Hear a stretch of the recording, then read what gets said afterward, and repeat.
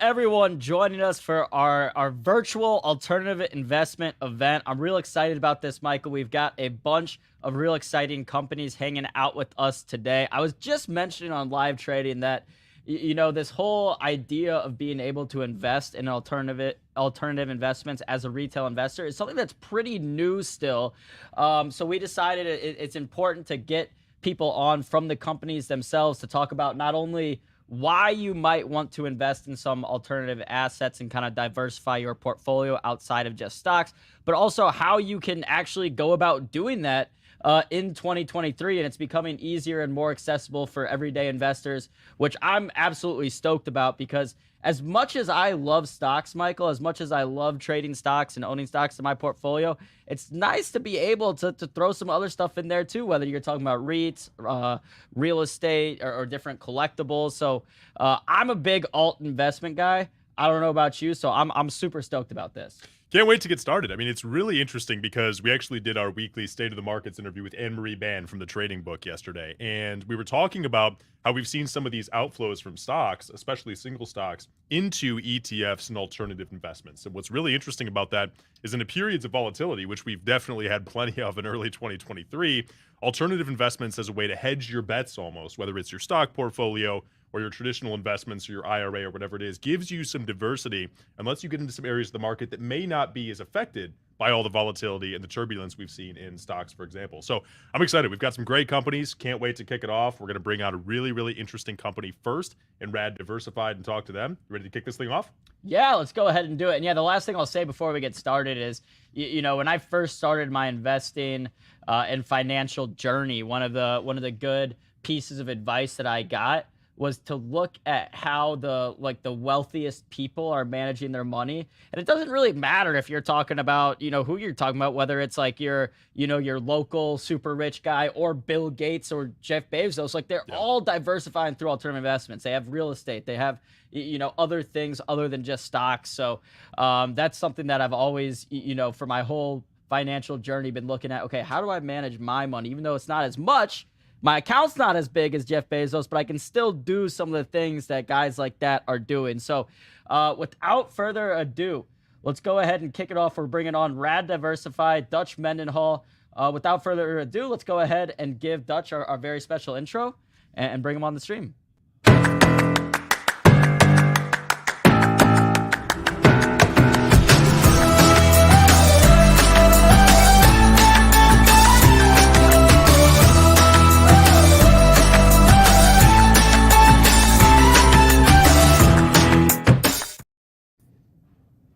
All right, Dutch, welcome to Benzinga. How you doing today?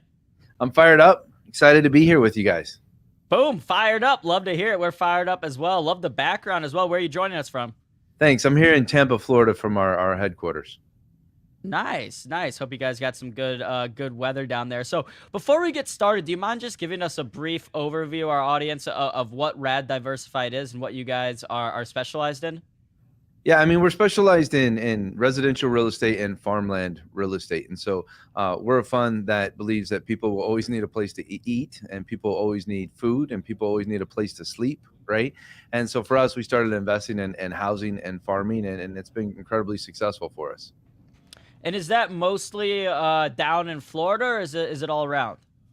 It's pretty diverse, right? So I never wanted to be in only one market because I think there's too much volatility when you're only in a singular market, right? And so we have residential properties in Texas, California, Pennsylvania, New Jersey, and Florida. And then we have farms in Idaho, Arkansas, and Tennessee.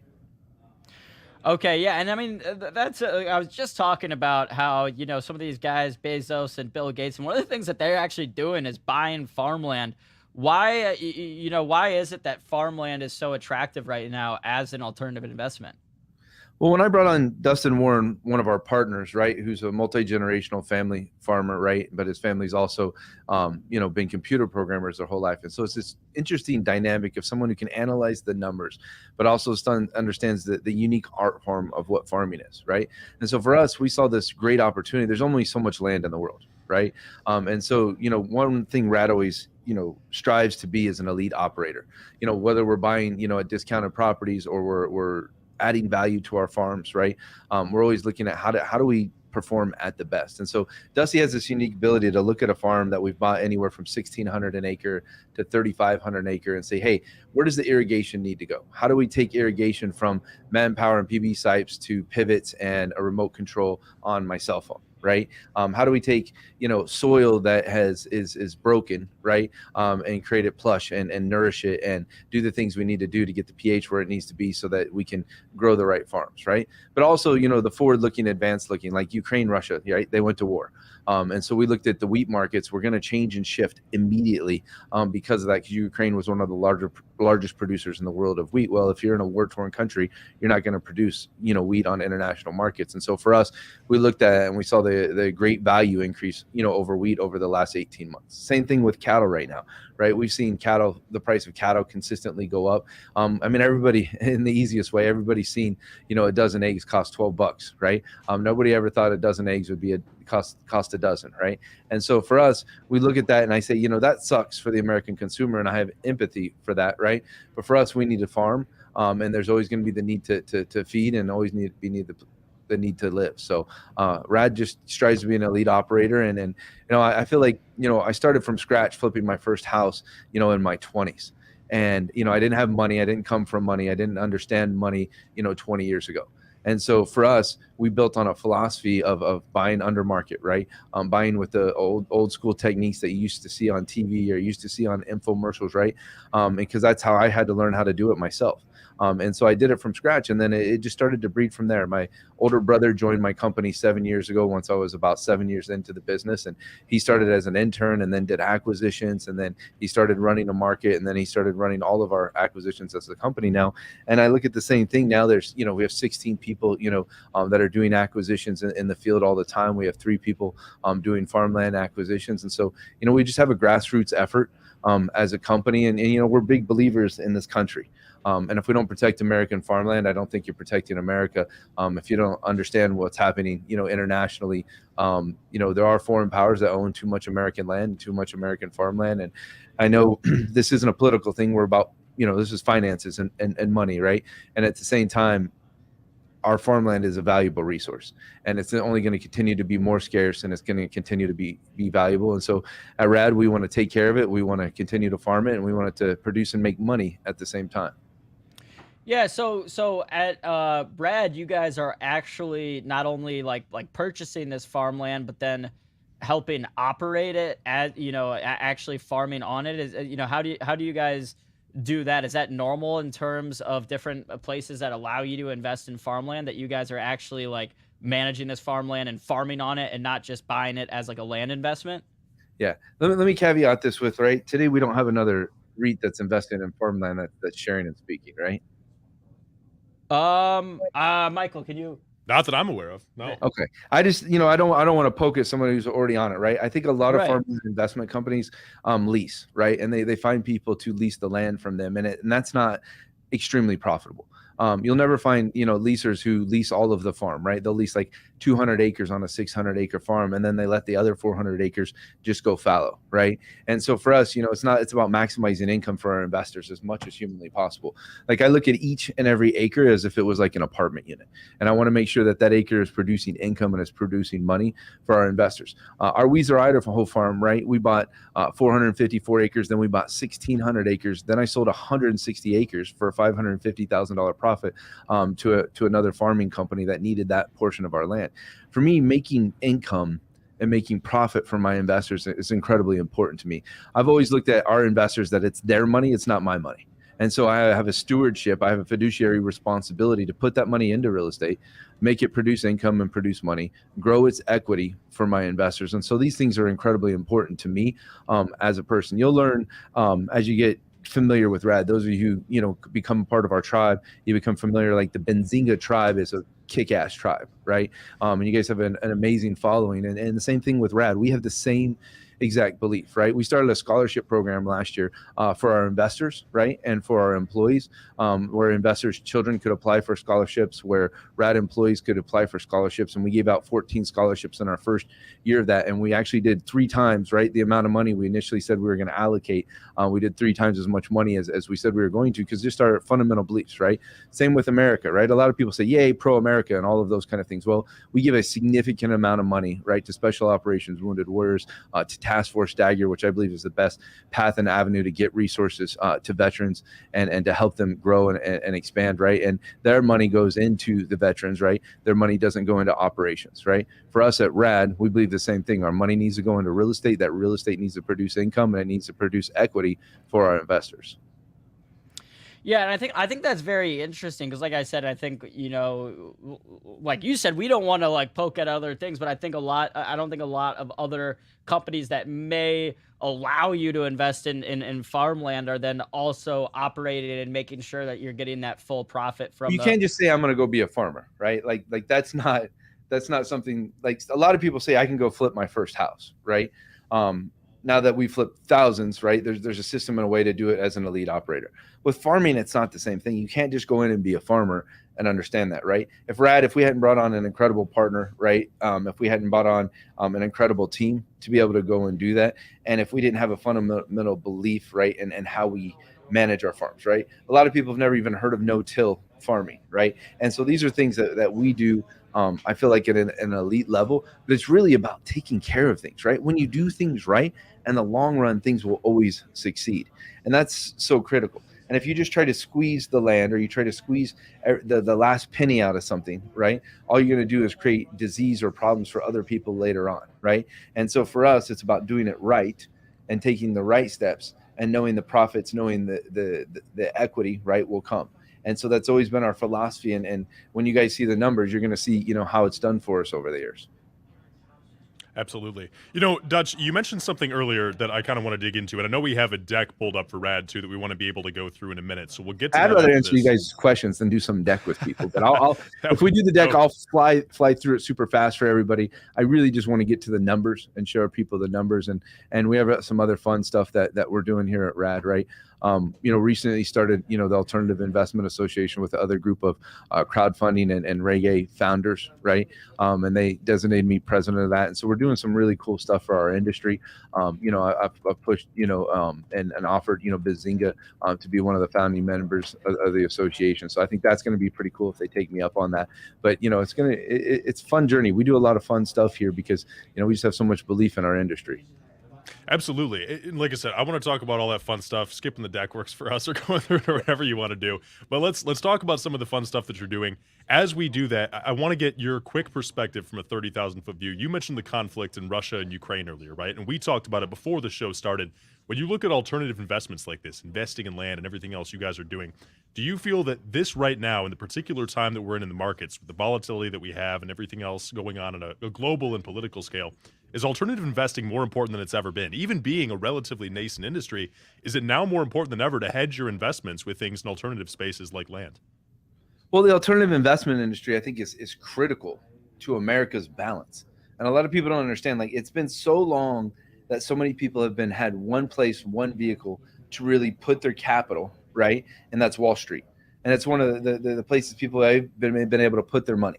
And the volatility of it literally creates therapy for people, right? I mean, the up and down, the back and forth, people lose money, and then they try to hang on tight to hope it comes back up, right? But then once it comes back up, they just want to get out and get away from it, right?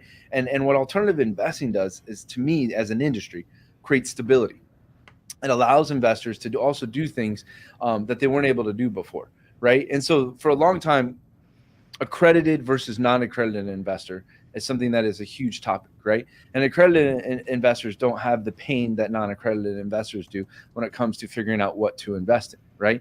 To me, it's unconstitutional, right, that people don't have the same equal opportunities to make investments. So what I love about the alt space, what I love about the crowdfunding space, right, is it creates equal opportunity for people to make investments, right? And it's not a left or a right view. That's the American Constitution, is that we're all born, right, with the ability to have equal opportunity, right? And I'm not going to go and quote Bill of Rights, but at the same time, like, it's important to me that there's an alternative to Wall Street, There's an alternative, right, to what's going out there. There's an alternative to the private markets as well, right? And the private markets can be great, right? We have private, right, investment fund that we run as well. But at the same time, having a public, right, scrutiny, having real tangible assets, right, properties you can visit. I mean, you go to the SEC and you look up our offering, right? You will see the addresses of our properties, right? You want to know what's real? You can go drive by our properties and see them, right? That's a real investment, not something that somebody made up or something that happened, right? Or not something you're hoping that will succeed someday. Like real assets that exist that you can see. I mean, for me, I used to coach college baseball, right? And the head coach there, he would always say, "I'm from Missouri. It's the show me state. Don't tell me about it. Show me, Dutch. Show me you're gonna produce. Show me you're gonna succeed for me." It's always become kind of part of my DNA.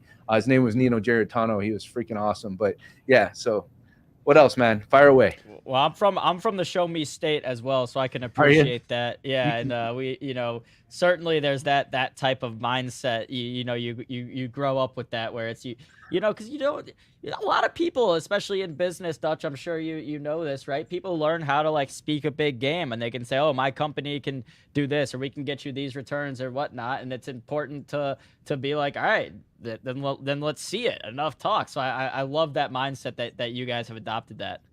Like in my heart and soul, I looked at the reason we went through the reggae industry, the reason we went through alternative investing, the reason we went through crowdfunding is because I wanted our investors to know, right? We're doing everything in our power to do great accounting, right, for our investors. We're doing everything in our power to do great investing for our investors. I wanted to be transparent and open, and I wanted them to know exactly who we are. And so, everybody says, "I want to go invest in real estate." Everybody says, "I know someone who invests in real estate." Everybody says, "I know someone who wants me to give them money to go invest in real estate," right? But a lot of people get burned, right, by people who talk a game.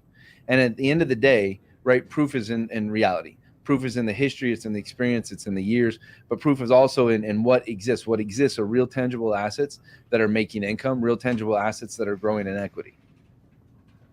Absolutely. Yeah, let's talk about some of that fun stuff too, right? I know we talked with your team yesterday about the iHeartRadio partnership, the Rad for America. Break into some of that fun stuff and talk to us about what's going on with your team right now. I mean, we're like, I don't even like, people are always like, "Oh, Dutch, it's so amazing." Like, I feel like we're just at the beginning of what we're doing, right? And as we hit, 6 figures and then 7 figures and then 8 figures and then 9 figures, right, in assets, and then multiple 9 figures in total assets, not just Rad Diversified, but in the overall Rad companies, right? And as we're growing, we started getting these brand ambassador offers, right? So Clay and Buck, right? Those of you who don't know them from iHeartRadio, has agreed to be a brand ambassador for us. LeVar Arrington, right? Brand ambassador, right? All these incredible individuals have said, "Hey, Dutch, I want to share what Rad is, right, to the public. You believe in your American mission. I believe in your investment vehicle," and they've invested with us, right, themselves. And so for me, this is, they're not going to sit here and tell you whether Rad's going to succeed or fail, right? But what they can tell you is they know who we are and they believe in us. And at the end of the day, if we keep investing in real estate, we keep buying properties. I know this is the most archaic, simple thing in the universe, but if all my money continues to go into the right location, continue to buy off-market, under-market, right, properties, and we continue to add value, we're going to keep making money for our investors. So these brand ambassadors have been exceptional.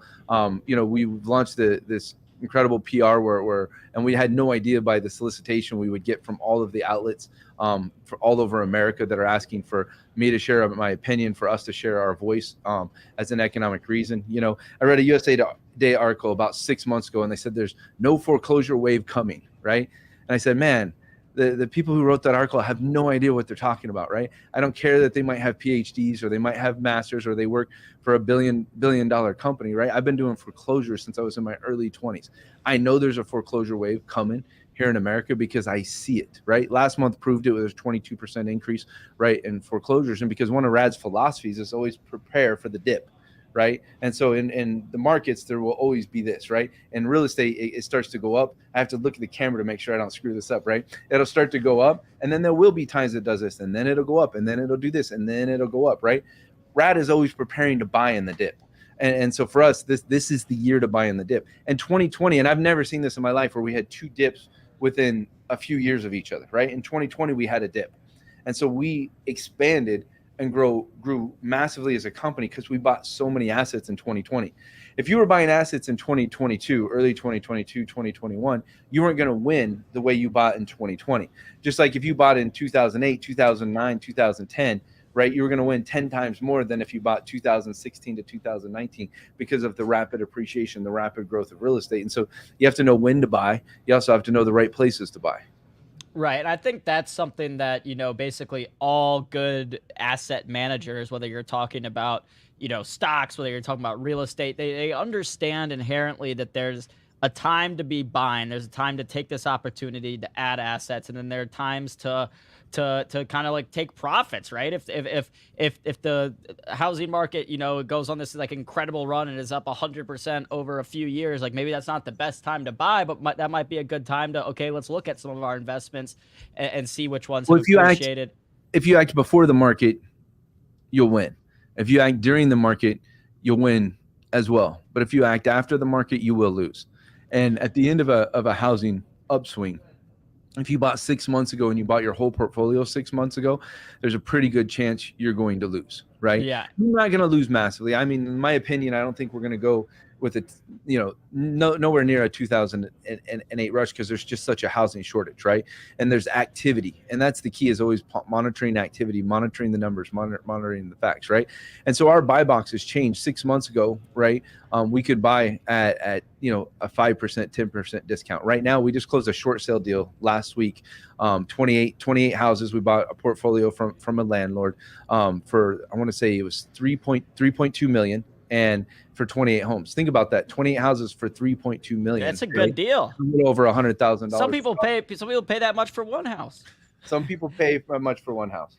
But no, I'm glad you hit on that point about there being, a shortage out there. And when we're talking about these alternative investments, what I love about it is because it's more tangible for me to think about, right? These real assets of real estate and homes and farmland versus like how many thousands of shares of this stock, like the stocks and all this like seems so fake sometimes.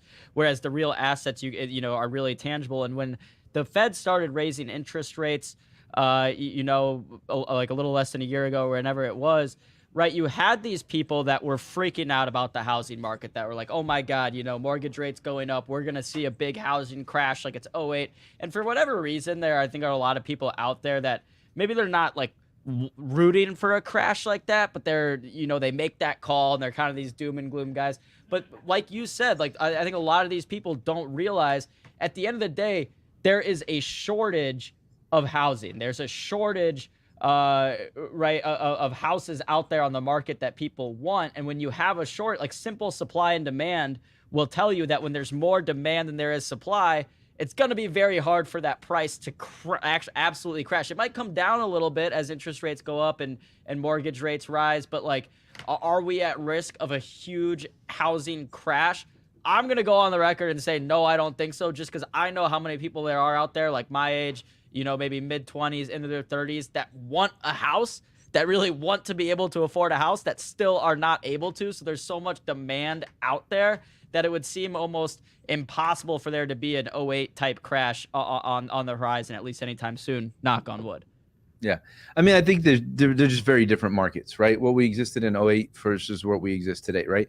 '08 was a real estate recession, right? Whereas 2023 is a market recession. And so those are two different dynamics, and all things, right, need to come back a little bit in value, right? I think the price of gas needs to come back for people. The price of food needs to come back to a reasonable amount for people. And so I think we'll see all things balance a little bit. But the reality is what they did by raising interest rates, though, as a real estate investor, it's never my favorite thing. Being in the real estate industry, we want all of the free money in the world to go buy real estate. I don't think there's anything wrong, right, with wanting that. But at the same time, what they did is they put money in the bank, right? Now that they raise interest rates, they can later lower interest rates, right, to be able to monitor and grow the economy. In 2007, 2006, if they had begun raising interest rates and then they had a place to go in 2008, 2009, and they could lower interest rates, right, then they could have handled the economy differently. Now, I'm also a believer in free capital markets, right? I think the markets will correct and they'll adjust the way they're supposed to, but things are speeding up. And that's what a lot of people don't understand, right? The dips and the rises will go up and down faster, I believe, right, than we've ever seen in our lifetimes. And I think it has to do with technology. It has to do with AI. It has to do with crypto. It has to do with all of these things where the market has changed and shifted. And so we're going to things speed up. And so for me, I can't do that. Like, it's just not me, right? So for me, I put my money into assets that I can believe in. I put my money into assets that I know are going to continue to be there. And I think I put my money into assets where there's massive need, right? And there's massive need of housing. And so it's one of the reasons why, like, I've been working, if you guys have heard of Boxable, right, with Galliano at Boxable, and the future of the potential of buying a massive amount of low-income housing, right, from Boxable for individuals, right? There's a lot of other sources we've been looking at to be able to create, more workforce housing. For me, you have to be adaptable. Right, Dana White said it, and I'm going to keep saying this till someday he calls me on the phone, right, and says, "Quit saying it," because I'm a massive fan in the UFC. But he said, when the pandemic hit, I'm going to run over my competition, right? Other sports are going to shy, they're going to get weaker, right, during this period of time. I'm going to grow my business and company, right? And for me, I have people that I stand for, right? I stand for my team, my employees, I stand for my investors. So I don't have time. I just don't have time to be weak, right? When it comes to our business. And so for us, it's buy time.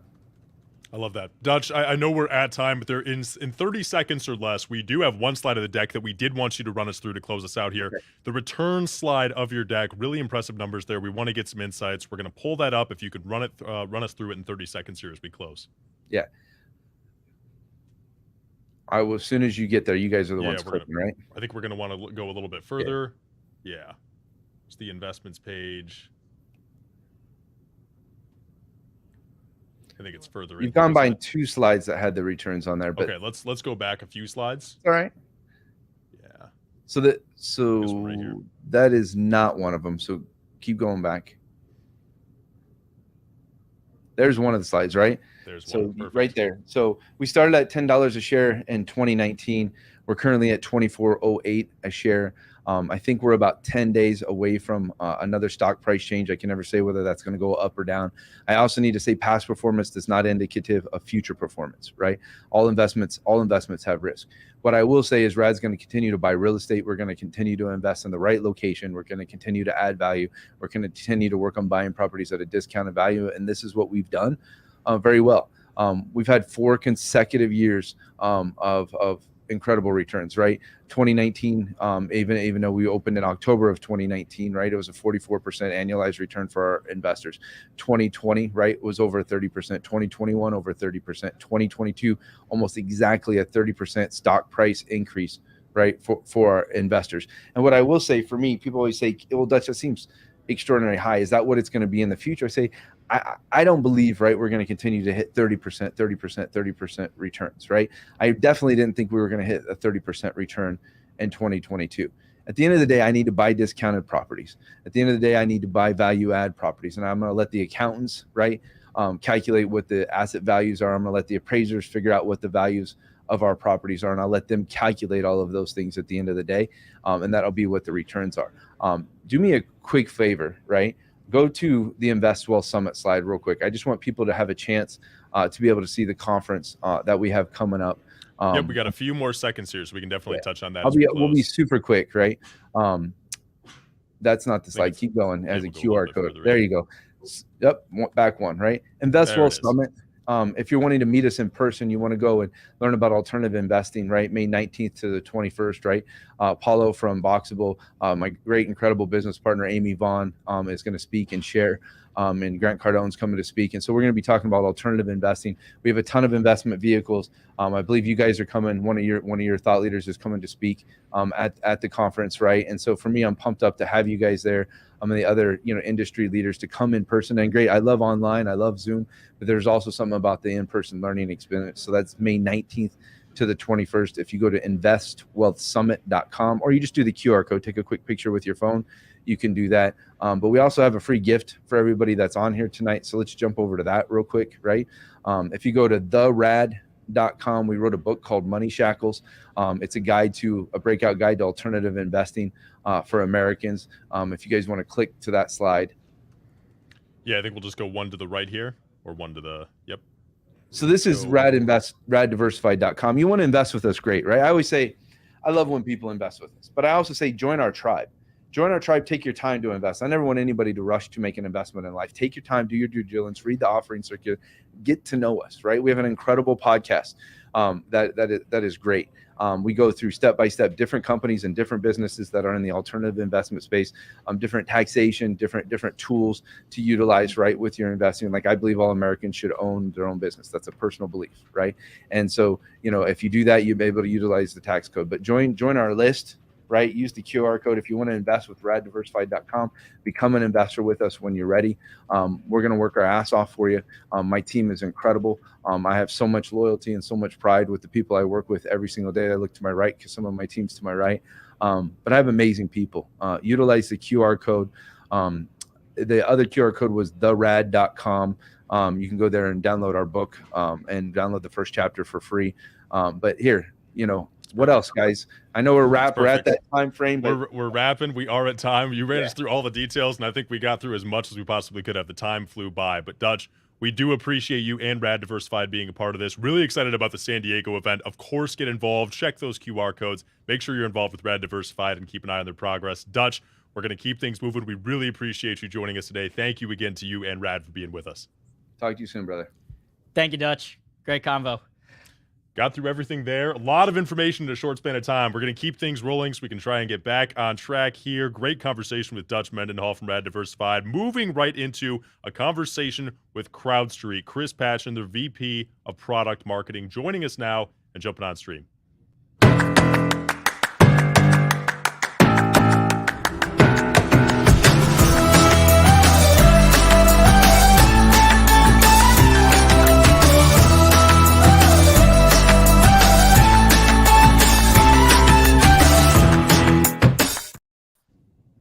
Chris Patchinger, thank you for joining us. How are you? I'm great. Great to be here, guys. Awesome to have you and CrowdStreet with us. Excited to learn a little bit more about you guys, the market that you're in, and get your perspective on the alternative investment industry. Kicking off with a bang there with Rad Diversified, and excited to get you guys involved now and hear your take on the industry as well. Talk to us about CrowdStreet. Give us a brief introduction for anybody in the Benzinga family who hasn't heard about your brand before. What does CrowdStreet do? Thanks for the opportunity to be here first, but CrowdStreet is a marketplace. So we operate in the commercial real estate industry. So a little bit related to what Brad was just talking about, but we specifically are a marketplace where different parts of the commercial real estate industry can connect. So that's the sponsors or the real estate operators on one side, the investors on the other side, and we're actually bringing all of them together so that they can actually find each other and transact. So to date, and we're just celebrating our 9-year anniversary, we've actually just surpassed $4 billion in assets raised on the platform. We currently have over 150,000 accredited investor members that really play a huge part in our community. And we're doing a few deals every month. We tend to do about 100 a year. We're obviously growing really rapidly, but what we do is we give investors the opportunity to build a portfolio of commercial real estate assets that they would have not had an opportunity to build otherwise. And we can talk more about how that works, but there's a lot of different ways that we give people those opportunities. But the heart of it is that we're giving investors that access to an asset class that they haven't had access to before. Absolutely. And so that's really where we wanted to dive in here and understand your perspective on the market. Because again, as with all of our participants today, we want that thought leadership discussion, again, same as we talked about with Rad and before the show, about how alternative investments, real estate specifically, and now access to these properties for regular everyday investors that, as you said, may not have had access to this before, can use these opportunities to navigate the market as it stands today. Again, we talked about in our last discussion, the volatility and the turbulence in the markets, the geopolitical scene, the interest rates, SVB, a lot of headlines already, and we're just here at the end of April already for 2023. So when it comes to CrowdStreet specifically, what to you stand out as the biggest advantages of your approach for investors in today's market? It's a great question. And you're right, it's been a wild 2023. It's been a wild few years, but one of the biggest advantages that we bring is the role that we play within this industry. So we're truly a marketplace, we're a connector. So what we're doing constantly is we're going out and finding best of breed sponsors, real estate operators from around the country. So we've represented 45 states to date. And we're looking to work with people that are actually experts, not only in their geography, but in their specific asset class. So if we're going to do a deal in Nashville that's multifamily, we're going to be looking to work with somebody that's done hundreds of millions of dollars or billions of dollars of similar deals in Nashville. And we have an internal team that's really deeply diligencing those opportunities. And then we get those onto the platform for our investors. So at the heart of it, one of the biggest things that we bring is that diversity of opportunities at a volume that actually allows you to build a portfolio. Or we can build a portfolio for you. So we have an advisory arm that does that with either funds or custom portfolios. But that's really critical, especially when you look at an environment like we're in today, where things are just changing rapidly. What's good today is very different than what was good a year ago or 2 years ago. You need that steady stream of different opportunities and the ability to react to not just what's already happened in the market, but where the market is headed. And the marketplace role actually gives us that ability, right? So if Boston becomes in favor, where last year it was Seattle, we can do that because of the role that we play. And that's really what we bring to investors, is the opportunity to benefit from that type of approach where you have agility over time and you have that diverse deal flow to actually let you build the right portfolio. Got it. So, Chris, right now, I mean, why would you think that like people are maybe more interested in commercial real estate versus residential real estate? It's a great question. First, I would actually correct you a little bit, right? So about half of what we do is multifamily. So, Okay. so when you look at, say, single family homes, which usually when people are talking about residential, you kind of zoom to single family homes. But multifamily is a huge part of commercial real estate. So apartment complexes, condos, you name it. There's also, pretty recently, there's a build to rent type of trend that's becoming more and more prevalent, and which we have represented on our platform. But residential is actually a part of the commercial story. And it's an important part of the story. So when you look at commercial, it's very broad. So one of the points that's quite different is that you do have more diversity just within that group of opportunities than you do with residential as kind of a single part of the real estate story. So when you think about what commercial represents, it does cover residential. So you get to benefit from people movement trends, other factors that, for example, might hedge inflation. But then you're also getting exposure to bigger macroeconomic trends, whether you're thinking about how do you benefit from the move towards e-commerce? Well, maybe you do that with industrial and warehousing or distribution types of properties. How do you benefit from proliferation of just data being at the forefront of the way that we all live? Maybe it's data centers. And then you've got things that are more kind of steadfast opportunities, whether it's college housing, student housing, senior housing. There's just a lot of different opportunities, self-storage. So you actually have the opportunity to think about things like style or sector rotation within commercial real estate. And it's a really inefficient market, right? So one of the big advantages that you get to potentially benefit from is getting access to an inefficient market where you have that opportunity to find potentially mispriced deals and then pounce on those. Commercial real estate offers all of that. And you have those opportunities to decide what is in favor, both geographically, asset-wise, et cetera. So a lot of folks turn to commercial real estate because they see it as really a critical part, if not a bigger part of their real estate portfolio. Yeah, so I mean, like you mentioned, like the multifamily. So that seems like a very wide umbrella, right? Like you could be talking about a full-fledged apartment building with 100 units, or like a place that has like 8 units. Is an apartment building that has that many units, is that considered, like, I would almost, like, in my head think that's like commercial real estate, but I guess that's really more residential. Yeah, so if you get into like duplexes or really small types of properties, you're probably in the gray area in terms of what you would consider commercial. It's certainly multifamily. when we do a multifamily deal, it's typically going to be something that's it's more of a many hundreds of units type of project. Okay. And you're typically talking about say if it's development or similar, usually in the hundreds of millions of dollars total project value, as opposed to like an eightplex or something that somebody could potentially manage on their own. That's one of the other factors is a lot of folks, if they want to get into that world of multifamily, they're thinking, well, I don't want to be a landlord. And I don't blame them for that. This is all passive, right? So you can actually participate in some of these much bigger types of projects where you have a full complex without actually having to do all of the other stuff that goes with it, right? That's what the real estate sponsor is taking care of. So that is a bit of a gray area, right? If we're talking duplexes, eightplexes, et cetera, it's not really where we operate. We're looking at much bigger projects. Got it. And I want to talk a little bit too about the decision-making process for CrowdStreet specifically. So obviously $4 billion invested in deals. Congratulations. That's a huge milestone for you and the entire platform. When you guys are evaluating new investments to bring or new properties to get invested in, what are the decision-making factors that go into selecting those properties and those investments? What does it take to make it to the CrowdStreet platform? And what elements and factors do you look to provide to your investors when you're adding a new investment or property? That's a great question.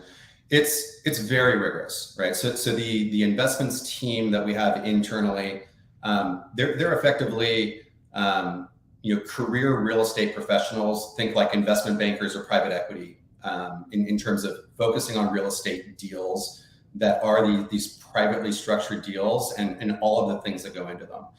And the process is really rigorous. So you can break it into a few different buckets. First and foremost is the sponsor, right? The biggest factor in terms of the success of any of these deals is the right real estate operator in the cockpit to make this happen. So the first and biggest part of that diligence process is focused on the sponsor. And what we're looking for is certainly their track record, but not just their track record overall. Do they have a track record that aligns with the project that we're looking at, right? So we're going to be looking at a specific project or opportunity. Do they have a track record that's overall not only one of reputability?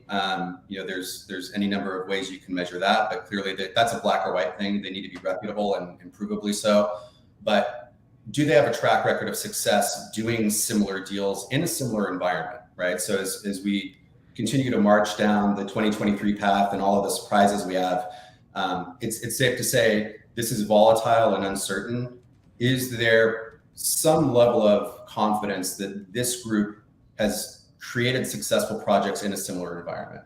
And a whole host of other things at the sponsor level. But that's really critical, right? That's the biggest factor of success. Underneath that, we need to believe the business plan. So the specific project, whether it's a development or a repurchase that's going to be improved upon and then sold, we need to truly believe that the business plan makes sense in all of the different aspects that you could think that it might make sense, right? Location, underlying assumptions for what the local market's going to look like. It needs to add up in a way that you basically can say, I believe this, right? That this makes a lot of sense. So that's at the offering level. And then underneath it, with any kind of private offering, the actual deal structure matters quite a bit, right? So there is a fair amount of complexity in terms of how these deals are structured, right? It's not like buying Coke versus Pepsi where, owning a public stock, it means pretty much the same thing from company to company. Every one of these is different. So we actually dig in really deeply into the underlying deal documents and legal documents to make sure that all of that lines up as well. So I'm not even doing justice to the amount of work. I mean, we're talking dozens and dozens of hours per deal that we're going to be digging into to make sure that makes sense. In terms of what we present to investors, the theme is transparency, right? So if you were to come visit our site and it's free to join, you can look at the deals for free at will, and you can see this. There's a lot of detail there, and that's intentional. So we're trying to lay things out very cleanly and simply, but with the level of detail that's really frankly, a prerequisite to doing these kinds of deals. So all of the deal documents are there. There's typically going to be a Q&A that's both live and recorded with the real estate sponsor, and then really exploded out information about the financials, the business plan, the location, the sponsor and their team. We try to make it as transparent as possible, understanding investors need to make these decisions themselves. They need to understand if this is the right fit for their portfolio, but we want to do as much as we can to make that easy and clear. And that's really the theme that you'll see through our platform. 100%. And I wanted to ask something from our chat as well, a couple of questions. To confirm, is there any level of involvement that non-accredited investors can have with CrowdStreet, if that isn't an option now too? Is being involved with non-accredited investors and opportunities for them something that's on the horizon? Does CrowdStreet want to consider that? What does that look like? At this time, we don't have offerings that work with accredited investors. So they're all they're all Reg D offerings that do require that you're accredited. For the future, who knows? I mean, it's not something that's on our immediate roadmap, and then there's a host of reasons why that's the case. But right now, it is accredited investors only. But anybody can join. So you can join. You have a chance to say, I'm accredited or not. One of the things that we do have that I think beyond the investment opportunities is really valuable for anybody that's considering real estate investing, especially commercial real estate, is we have a massive database of educational resources. So we have blogs, we have a help center. If you have any interest in commercial real estate, even if you're sitting in a college dorm room, it's probably to your benefit to join and just poke around, because most of those resources are things that you might struggle to find elsewhere, and it's laid out in a really clean way, and it's a great educational tool for people that either they're looking to invest right now, or they're just looking to educate themselves. 100%. And Chris, I know we're a couple minutes over here, but obviously we're a few minutes behind overall. So we have one more question for you on the way out too. Sure. The future of investing for CrowdStreet, right? What future opportunities are there on the near-term horizon, the long-term horizon, and for current investors of CrowdStreet certainly, but people who may be considering CrowdStreet as a platform as well too? What new investments or what new opportunities are coming up here in the near and long-term future that we should have an eye out for and be paying attention to if we're going to get involved with CrowdStreet? Love that question. I can answer that a couple of different ways. So first, just in terms of a theme, price dislocation, right? So there's so much movement in the markets. One of the big advantages of many alts, especially real estate, is that it's not nearly as volatile as public markets, right? So that rapid up and down day-to-day movement, that's not a part of the story.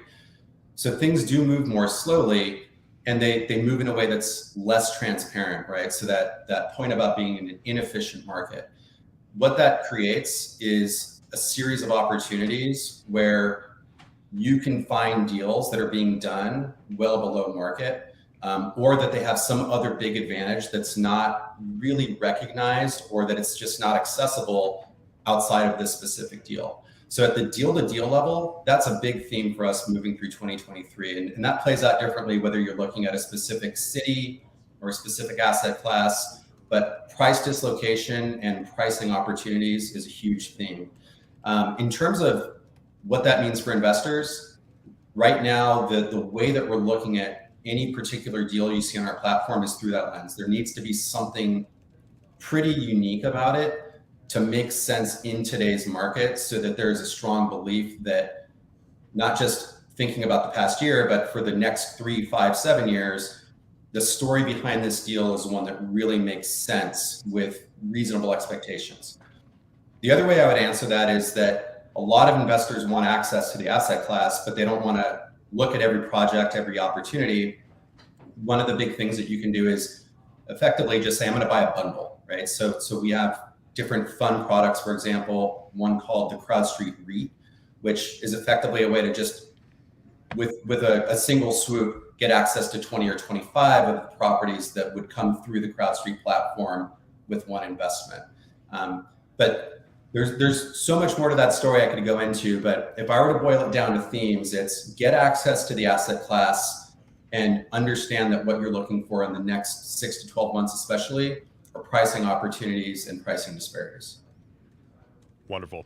It's a great way to close. Chris, it's been an absolute pleasure having you and CrowdStreet with us here today. Thank you so much for breaking down what you guys do and the thought leadership perspective on the market and how you can use CrowdStreet with it right now, too. It's been great having you on. Thank you once again for joining us. Likewise. Thanks, guys. Thank you, Chris. Chris Patchinger, VP of Product Marketing at CrowdStreet, joining us there. Really interesting conversation so far. Again, I love the thought leadership perspective that we get from these guys when you consider the market overall right now and how you can use some of these investments as a hedge, but also a way to diversify your portfolio like we were talking about earlier. Really enjoying it. Yeah, 100%. I mean, I know, Michael, you and I both are in the same boat of us like trying to, break more into the real estate, just get some of that diversity in our portfolio. So always love talking to these companies. Speaking of, we've got our next guest hanging out backstage with CityVest.com. We've got Alan Donenfeld. Without further ado, Michael, what do you say we bring Alan on the stream? Let's get him on. Let's do it.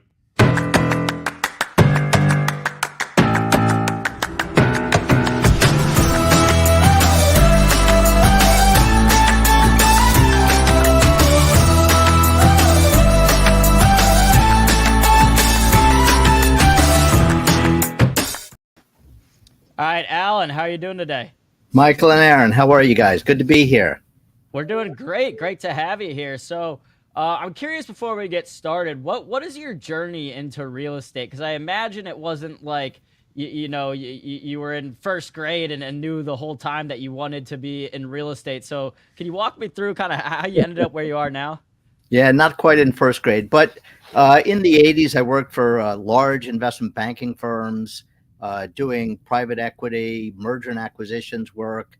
And I was a bit of an entrepreneur. I set out to represent companies in raising capital, formed a broker-dealer, ran that for about 20 years, actually, ran a hedge fund for 12 years, did very well. So I made quite a bit of money for myself, and then set out to invest my capital, seeing that firms like Blackstone and KKR, Carlyle Group are all overweighted in real estate. Groups like Tiger 21, where members have a minimum net worth of 25 million. Their leading allocation is to real estate. Yale Endowment has been a big proponent of alternatives and led the way for all Ivy's endowment to overweight in alternatives. So seeing that, I started to explore real estate about 10 years ago and actually did a fair amount of real estate crowdfunding investing and syndications, some direct investments, a condo that I purchased and rented out, and some REITs, some real estate investment trusts. And all of those tended to underperform for various reasons. Crowdfunding and syndications are deals, so they're not diversified. They typically have high fees and tend to be managed by sponsors, not investment managers. So they tend to be a little bit smaller, a little bit newer in the game. They haven't yet grown up to be a investment management company with 20, 30 employees. So those tended to underperform. The direct real estate investments, we all know that it's not passive, it's an active role, and you have to deal with toilets, trash, and tenants. Nobody wants to deal with that to get a little return from real estate. And REITs overall are just not opportunistic and haven't generated the level of distributions that real estate can provide. So REIT distributions are down at 3% and not really performing that well. But the real estate investment class that has performed year after year is real estate private equity funds, similar to what Blackstone and KKR and Apollo, Carlyle, which have in aggregate, those four, by the way, have over $2 trillion that they invest for their sovereign wealth, endowments, pension funds. And so recently, What makes these private equity groups effective as real estate investors? Is it that they're doing better due diligence than other people at what locations to invest in, what types of properties? Like what is their formula for success? What's the secret sauce? Right. So when you have a $100 million blind pool, 500 million, or even in the multi-billions, as a real estate investment management company, you can have a staff of people that are the best and the brightest in the various areas of real estate that are required to generate those kind of returns. So you have a dedicated acquisition team, dedicated disposition team. When you go to sell, you have to sell at the right price. You have your accounting staff to do your cost segregation to maximize the tax benefit pass through to your investors. So all of that comes together to be the best it can be. On that acquisition side, for example, you may have an investment management company with 5 offices, and in each of those cities, the job of that acquisition person is to know every real estate broker, every large real estate owner, so that you are first in line when they go to sell that asset. And not just first in line, but you have opportunistic capital sitting in the bank. So when a seller wants to sell, you have the capital. Your ability to gain the cheapest source of financing for that opportunity is readily in hand because you're a fund. You've got the capital. You can move quickly. You've got the best sourcing capability, as opposed to a sponsor that's looking for a deal and then he's got to go out and syndicate it or put it on a crowdfunding platform and over a 6-8 week period of time raise capital. And it's just not a efficient process to do it that way, as opposed to a private equity fund that has capital in the bank. And the only reason that people would give a private equity fund blind pool money is because they have a audited track record that's sufficient enough to give people comfort. And it's a big thing to say an audited fund, because most deals, single properties, are not audited. There's usually not a administrator overseeing those numbers. Private equity funds are audited, have administrators, and so they're just at a different class of acquisition stage. Excellent. And Alan, we had talked previously before the event today about some of the things that kind of make you guys individualistic and especially separate you from even some of our other speakers today during the event, some of those unique things that kind of stand your platform apart. Can you talk a little bit about the distinction here for CityVest and what you guys do that separates you from some of the speakers in this event, but also just in your industry as a whole? Sure. So I don't look at CityVest as a marketplace. We're looking to structure the best investments that we can for our own money and for our investors. And so I like to call it our investor value trifecta. There's 3 things that go into each transaction.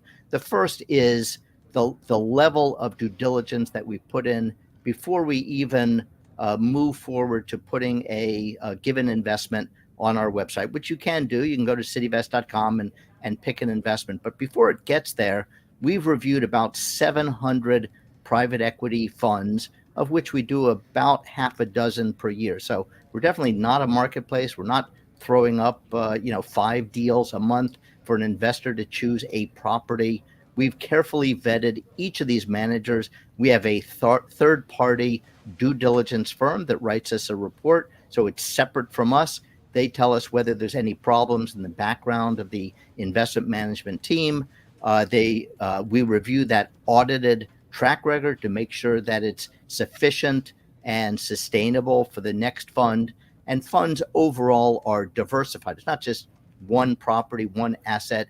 It's a range of assets. That investment management team has expertise in that particular strategy. So we're not generalists. We're focused on finding a manager that is hyper-focused in one area of expertise, whether it's medical office or industrial or multifamily. They know that strategy, and usually in that market. They might just be in Jacksonville or in Dallas or Houston or Salt Lake City. They know that market. They're first in line to buy these assets. They've got capital in the bank. And so the first area is reducing risk through that due diligence.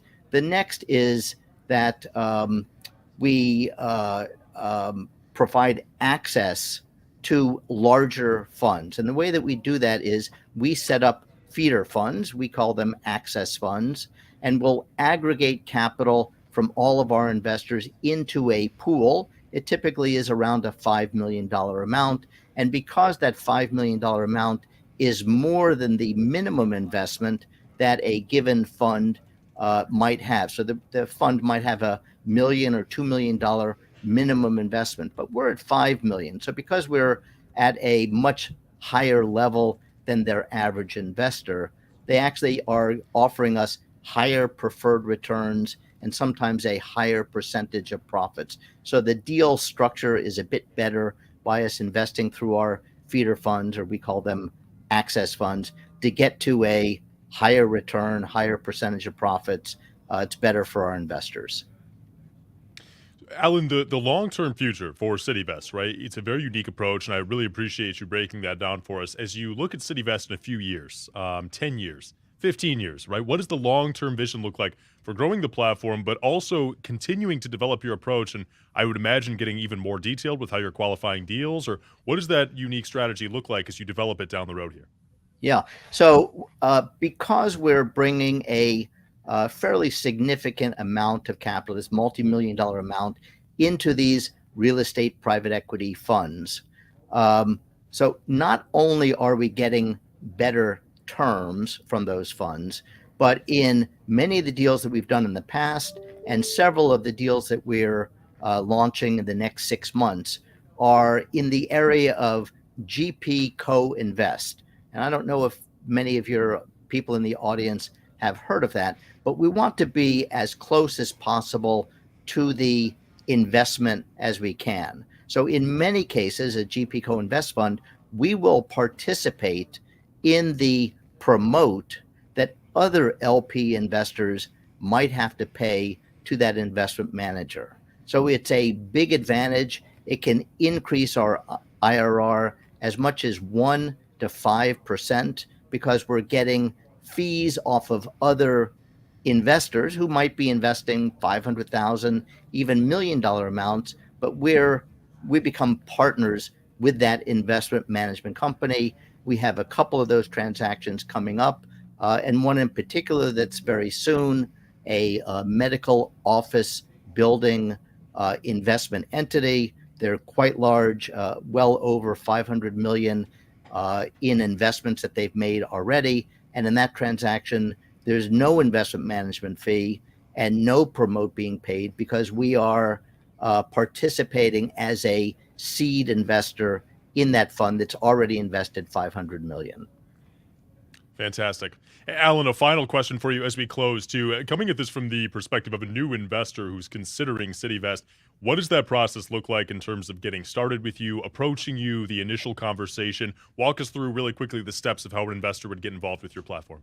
Yeah, so there's open access to our platform and significant amount of educational material. There's a learn more button. It describes, if you're not familiar with real estate, terms like cash on cash return, IRR, preferred return. There are some more arcane terms in a private equity fund like catch-up provisions, the waterfall, whether it's European or American. But the important thing to know is these are seasoned institutional real estate private equity funds that we're investing in. CityVest's job is to find the best of those. We review 700. So of those 6 or so that we bring to market each year, these are the best that we've found, the combination of the highest level of returns, the most experienced, the best niche. I mentioned medical office buildings just a minute ago. That is a very recession-resistant business. You're not finding doctors going out of business. There is this baby boom group that's aging, and doctors are doing quite well. If there's a large medical office building near a hospital, it's 100% occupied. There's no vacancy in medical office. So my job is to find the best strategies, the best managers, and you can click on cityvest.com. You'll look at investments, all of the information that you would want about that investment, the summary strategy, the investment team, the track record, the investment terms, and the documents are all available to see at the website. I'd recommend that you go there, sign up, get on our mailing list. Our next deal we'll send to you happy to provide a video of us or the investment manager describing the investment so that you can get more comfortable with investing in real estate private equity. Outstanding. Alan, extremely thorough. We really appreciate you coming on, especially with short notice, only talking to you for the first time about this event this week, but we really appreciate you jumping on last minute, sharing more about CityVest, and talking to us more about real estate investments and specifically what you're doing. Thank you again for joining us. Yeah, happy to be here. Thank you.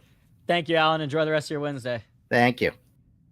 Alan Donenfeld, founder and CEO of CityVest Capital, our final speaker of the alternative investment event. Last but certainly not least, Michael. Certainly not least. Aaron Breed, you want to bring him on and get started? Yeah, we are going to bring on John Green. No, not the famed author of hits such as Looking for Alaska and what's the other big John Green book? A Fault in Our Stars. That's the one. Yeah, John Green. Not that John Green, a different John Green, a better John Green, because our John Green is the co-founder and CEO at City Funds by Nada. So without further ado, let's go ahead and bring on Mr. John Green himself.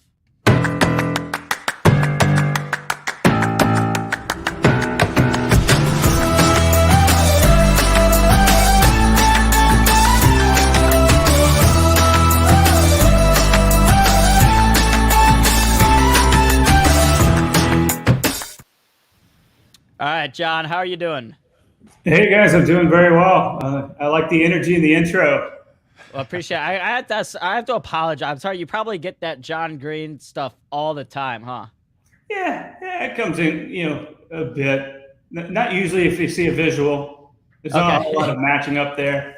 So it's kind of like for me, I get, ever since that Key and Peele skit came out, I get Aaron pretty much every single day. So I'm a little, I'm conscious of when people have things with their names that they probably hear like every day. So, all right, well, John, before we get started, you want to just walk us through what Nada.co is, what City Funds is for some of our audience that may not be familiar? Yeah, happy to do so. So Nada is the top co, the operating company that's the issuer and manager of City Funds. Nada is a wealth tech fintech platform. We serve a two-sided market around real estate. We do direct-to-consumer financing with a home equity financing product through a licensed mortgage team at Nada. And then, of course, we issue and manage a real estate fund called City Funds. City Funds are funds that we design to be thematic and index-like to represent a single city's residential housing market. They, it's kind of like the old standard of, location, location, location. And our whole core mission at Nada is to increase accessibility of real estate as an asset. And that's through like language, financial product, and pretty much everything that we do. And so the birth of City Funds has really started at that fundamental. And a City Fund is an SEC qualified real estate portfolio that again is designed to mimic and represent a single city's housing market, done so by the unique asset class that we're investing in, that being a home equity investment. So we're able to access inventory, build diversification, and really provide that unique exposure to some of the top markets that could be experiencing housing shortages, supply demand issues, et cetera, et cetera. So that's a bit of a high level, and hopefully we can go a little bit more detail.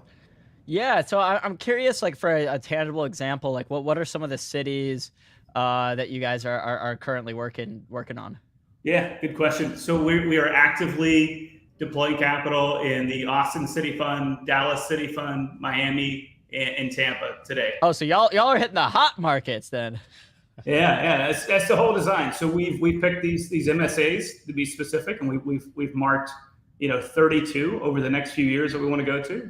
We're in 4 active today. All right, so give me some inside baseball here, because we always hear about Dallas growing a lot, Austin growing a lot, Miami, Tampa. What out of those 4, what would you say is the hottest right now? A couple years post COVID, I know a lot of those cities got a lot of people moving there during the pandemic. Yeah. What remains the hottest? Well, I'd say statistically it's Tampa right now. Really? Yeah, Tampa's home price appreciation and a lot of the economic growth there is currently the top performer. There's a lot of ways to look at that. I mean, you still have a massive supply demand issue in Austin. They can't manufacture more lands. They're trying to build new roadways. There's a ton of demand to move into that city. And so, but by the unique nature of our investment and how we're getting these, in the money discount investments into a city, you could say for our sake, it still might make most sense to be bullish on Austin. When you're evaluating new cities, right, as you're going forward, and obviously we want to talk about Nada's future. We do want to get into the specifics of how you guys determine your investments and everything. We have a lot more to talk about there. But when you're evaluating new cities, as you're looking at the new markets you guys want to get into, real estate, to say the least, it's been the theme all day. We've had a lot of volatility over the last couple of months. There's a lot going on in the overall market right now. How do you guys determine where your future markets are and where you guys want to get involved next? What kind of decision making goes into that? Yeah, that's a good question. So there's some of the obvious factors, right? We're going to look at the job market, what's the economic position of that city, what's going on there. But, presume we get a sense that that's a city that's checking the box there. We do also consider effectively the marketability of the city so that it fits that thematic nature. But then underlying for us, because we want to represent so many units within a portfolio, we really look at the housing stock, if you will. I'd say one of the new cities that we're going into is Phoenix. Phoenix is a great city that has a tremendous amount of PUDs with a similar age. So a lot of planned unit developments, a lot of similar characteristics to the housing stock in that market, to where we can get a better representation of it and track against it. So that's important to us, to be the index-like nature of the funds. We look at inventory. I mean, when there's more demand than inventory, that's a good thing for us because of our unique investment into owner-occupied homes. We can unlock that access, so that's a positive factor, and that's generally going to be correlated with a strong job market, economic growth, et cetera. Terrific. You guys have I want to mention this too, because we talked about it, yesterday as we were preparing for the event. And I wanted to make sure I didn't skip over this, but I want all of the investors that we have here as well to know about the rewards and incentive program, I believe, that you guys have coming out for investors, newer investors in City Funds by Nada. Talk to us about the details there and how investors can get involved. Yeah, I appreciate you giving us the opportunity to do so. Yeah, we're excited to announce we have a share rewards program that we're rolling out. The first program that we're doing is for a limited time. Any investor that invests $1,000 into a single city fund will be rewarded $100 worth of shares in that same fund. So really excited about this program and how we can start here and then continue to kind of drop Easter eggs, if you will, even on new city funds that are coming out. We have more SEC qualified that we're excited to announce. And so today, invest $1,000 into a city fund, and we'll reward you with $100 worth of shares. Amazing. And the app that you guys have as well, I know you guys have made some improvements to it and you're still developing that out, but is the app the best way to get involved with Nada? Is there a way to do it through the platform? What would you recommend there? Yeah. The best thing is the app, available in the Google Android store, Apple store. Nada Finance app. You can find it by searching City Funds or Nada Finance app. And so everything's there against the cities that we're in. The index-like view of each of the properties held. We're big on transparency and how we design our funds. And so that's the best way to get involved and to see how to invest into a city fund today. Perfect.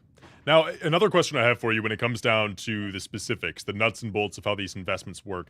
Yeah. Let's talk about, one of your hottest markets, one of your hottest city indexes, right? How do market factors affect it when you're looking at not just an individual property? I own a few properties myself. I can see, right, on each property when the value is going up and the value is going down, dependent on market factors.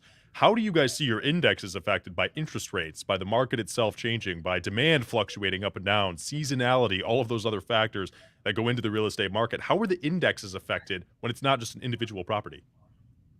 Yeah, that's a good point. I mean, if you look at the supply side for us, that being the home equity investment, it's the majority asset that each city fund holds. That is an owner-occupied home where a homeowner in a market where inflation rates are high and various factors, they don't want to move out of their house. They're not really in a market to take on new debt to access capital. So it really increases the demand on the homeowner side to get a product like our home equity investment. So in that way, it creates more optionality for us to get these discounted equity investments into owner-occupied homes. So it has a positive effect.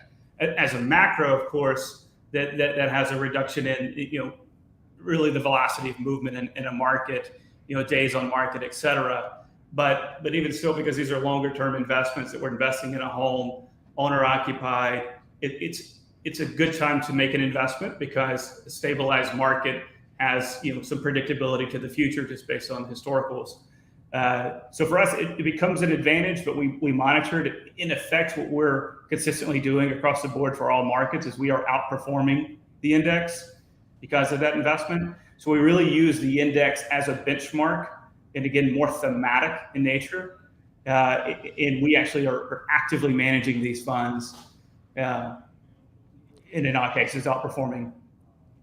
Got it. So, John, something I'm curious about is when you're looking at potential new markets, new cities to invest in, what are the metrics? Like, is it as simple as looking at real estate pricing and seeing where real estate is increasing, or can you sometimes like predict that real estate will increase in a city based on like population? If people are moving here, but maybe the real estate hasn't necessarily started appreciating yet. What are the types of metrics you guys are looking at when weighing if and when to invest in a certain city? Yeah, I think that's a great point. I mean, once we reach a size to where we're not just in major metros, but we can get into emerging markets. An example might be like Chattanooga, Tennessee. That's a smaller market that has some emerging growth. That's where we'd look to see those types of signals. It could say, this smaller market has growth potential, a certain limited amount of housing inventory. It checks the box. It's just, I mean, it's, I don't mean to oversimplify it, but it really is a bit simple. We can't manufacture new land. So supply demand, if there's a supply demand, misalignment, then that's an opportunity for us to be in that market to create exposure and liquidity for the homeowners in that market. Got it. That makes sense. And then so right now, I mean, it seems like, there's kind of a theme with a lot of the cities that you're investing in, at least kind of warmer, like people are moving to. Are there any other like hot takes that you think like, oh, this state or this city is going to grow a lot over the next 10 years? I'm big on Texas. We're Texas based. There's a lot of growth in Texas. I'll kind of go through some of the new markets we're going into. We're going to launch Denver next. Denver's a market that we're big on. There's a lot of stability and growth there. Vegas is a market that we're big on. It has some steady growth as well. So these are the ones that the kind of the uniqueness of our fund is you also have this oversimplified way of saying something, kind of a buy the dip approach to it. So even looking at markets where there's a bit of a downturn is a good opportunity for us to go into because we believe it can rebound. So looking at some California markets in a similar view, the same way. The core element of our funds is really the appreciative aspect of it. We've monitored and published net asset values based on actual underlying assets on a monthly basis. And so our investments are in the money day one by nature. And again, getting into a down market that has an upswing would accelerate that share price, that net asset value growth over time, which is how our investors realize the majority of their returns. Yeah, that's interesting because I know I think like Denver actually has had one of the biggest like increases in rent or real estate over the last like 10, even like before the pandemic, and you have all these other cities where a lot of people maybe moved to during the pandemic from places like New York or San Francisco. A lot of people moved to Miami, or like you said, different cities in Texas. Austin in particular is one that, a lot of young people, like people my age in their mid-20s, it feels like everyone wants to move to Austin. Why is it? Is it the weather, the food? Yeah, it's a combination of everything. It's an amazing little town that, is centered around a college, but it's built into, a pretty strong tech hub. If you're, a startup that's wanting to do anything in venture capital, then that's where you want to be. Now you recently have South by Southwest is something that's been going on there for a while, but I think just recently, last year, South by premiered a movie that won an Oscar. So that's even growing as well as from a media standpoint. So it really is catered to a younger, demographic. not just because of college, but maybe that's its roots that really built out. And so now it's an economic media hub. Yeah, I mean, it like you said, I mean, the fact that it has all these things, together, right? It's like it's a college town, but has now kind of grown into like its own real bustling city with its own Yep. economy that's centered around tech, and of course, you have the South by Southwest. So I see like no reason why. I mean, I wouldn't why I would think that like Austin would stop growing. It seems like that's just one that's going to remain hot for the time until. I mean, I've heard it has been getting a little bit more expensive recently, probably from all the people that have wanted to move there. Have you guys figured out like when is it time to stop investing in a certain city? Is it like, okay, now things are getting a little bit too oversaturated here? Yeah, that's a good point. I mean, we are always monitoring, what's going on in the market. I'd say August, August through really October, we were a bit slow on investments in Austin. We were expecting more stabilization of home prices, which is a factor in how we make investments, of course. And so then once we started realizing that, we started accelerating our investments in Austin through, into this month, really. Where right now, Austin's a good market to make investments in for our analysis. Got it. So what are do you have any like hot takes when it comes to the real estate market in general over the next, few years? I mean, we've seen kind of a lot of things happen over the past few years between COVID, and then you've recently had mortgage rates starting to go up with higher interest rates. Like, do you have any hot takes just in terms of the overall real estate market? I'm a bit bullish on this because it's our personal approach, but I am big on the liquidation of the equity side, right? So U.S. residential housing is around 37, 38 trillion, 12 trillion's debt, mortgage debt. The rest of it's owner occupied equity. And so there is a strong demand for homeowners to gain liquidity. Equity is an appreciative asset, proven time and time again. So I believe that more investments into, co-investments, LLC joint ventures into equity. I think we're going to see more and more on that, even on new housing starts as well. What is just walk me through that in layman's terms? Like, you think when you say increase in equity, like you think there will just be more investments in the actual like housing assets themselves as opposed to some sort of way to finance that house? Correct. I think we're going to see that more homeowners would like to stay in their home and retain that. I mean, interest rates are going to be prohibitive to wanting to move to a new home, higher inflation impact, et cetera. So there's going to be longer term stay in a home and more demand for access of money, to put it most simply, right? And so if you want to gain inventory to a top market as an investor, there's abundance of opportunity to liquidate equity for homeowners, as well as to do a similar concept on new start, new purchases, et cetera. So where you're not just simply debt financing or moving, or buying entire properties. I think it's a major market that has a two-sided value add, right? Owners need liquidity, investors need access. Got it. That makes a lot of sense. Yeah, and I think like in certain times, right? Like if you go back to during COVID, maybe, when the real estate market got real crazy and stuff, like a lot of people were trying to get into real estate as an investor and like own this house, flip this house. Yeah. You're saying maybe we'll see less of that and more people really just trying to stay in the one home that they own.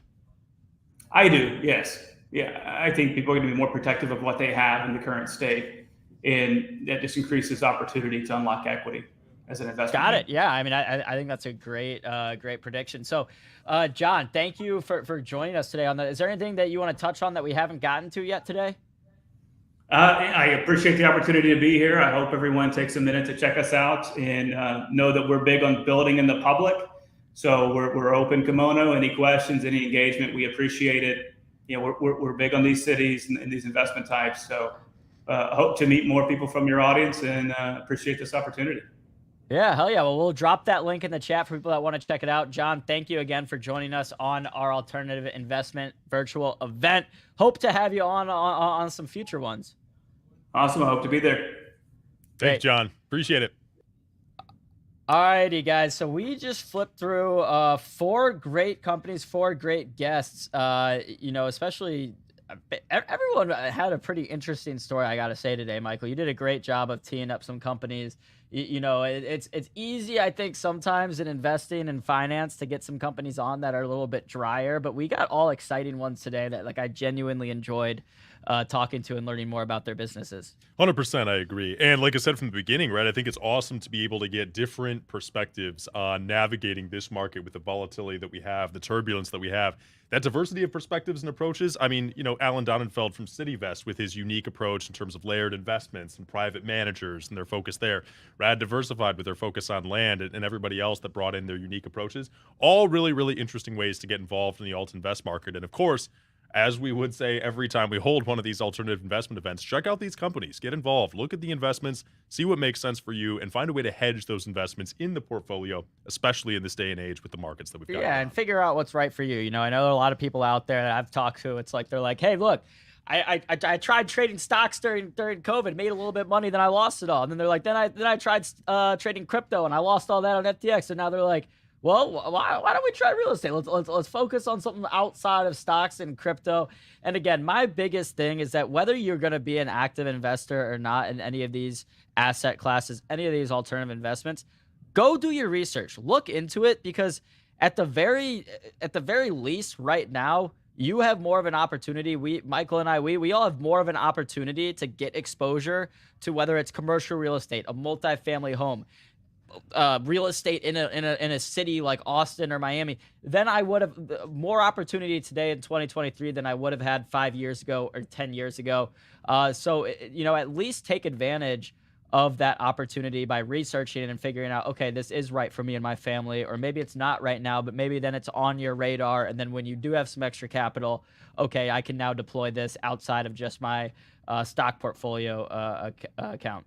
100%. As always, we enjoy getting these different perspectives on here. Big thank you to Rad Diversified, CrowdStreet, CityVest Capital, and of course, City Funds by Nada, John Green and his team joining us here. We want to thank our entire audience, as always, for being involved in the virtual investment events. And of course, we look forward to the next Alt Invest event specifically, which we will have next month. And once again, thank you to everybody. Thank you to the Benzinga team, of course, and Aaron Bree. Thank you to you as well. Thank you to you, Michael Murray. And thanks everyone that joined us. Thank you all to those in the chat. Please smash the like. Please subscribe to the channel if you have not already. With that, it's a wrap, maybe 12:30. We hit it almost an hour and 30 minutes on the dot. So kudos to us for some good timing today. Shout out to the producers behind the stream that kept us on pace. We will be back tomorrow morning with some pre-market prep and then live trading, of course. And until then, you can always catch us on any of our socials. Benzinga on TikTok, Benzinga on Instagram, Benzinga on Twitter. And Benzinga.com. And Benzinga.com. Always. Appreciate you all. We'll see you guys next time.